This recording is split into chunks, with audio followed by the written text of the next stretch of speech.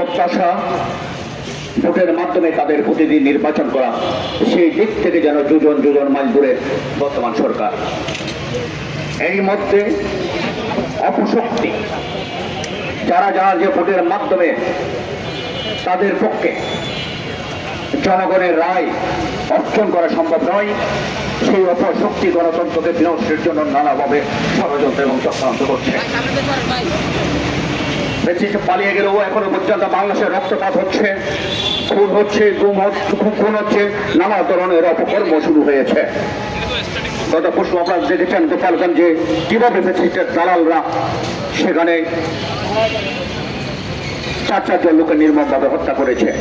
এমনি পরিস্থিতিতে আমরা একটা অশনি সংখ্যা দেখতে পাচ্ছি। আমরা মনে করছি গণতন্ত্রকে ধ্বংস করার জন্য, বাংলাদেশের স্বাধীনতা সার্বভৌমত্ব ধ্বংস করার জন্য আবার একটি মহল চক্রান্তে লিপ্ত। আপনারা এই পেশাজীবীরা বরাবরই জাতির দুঃসময়ে এগিয়ে এসেছেন, আমরা দুঃসময়ে এগিয়ে এসেছি। আমরা শেখ হাসিনা যখন ভয়ঙ্কর রূপে আবির্ভূত হয়েছিল, নির্বিচারে গুলি করে মানুষ হত্যা করছিল, 4 তারিখে আপনারা এই পেশাজীবীরা এই প্রেস ক্লাব চত্বরে শত শত গুলির বুকে, টিয়ারের বুকে দাঁড়িয়েছিলেন। আমরা আজকে মনে করি আবার গণতন্ত্রকে নস্যাৎ করার জন্য চক্রান্ত হচ্ছে, ষড়যন্ত্র হচ্ছে। আমরা আমাদের বিবেকের তাড়নায় আমরা বসে থাকতে পারি না।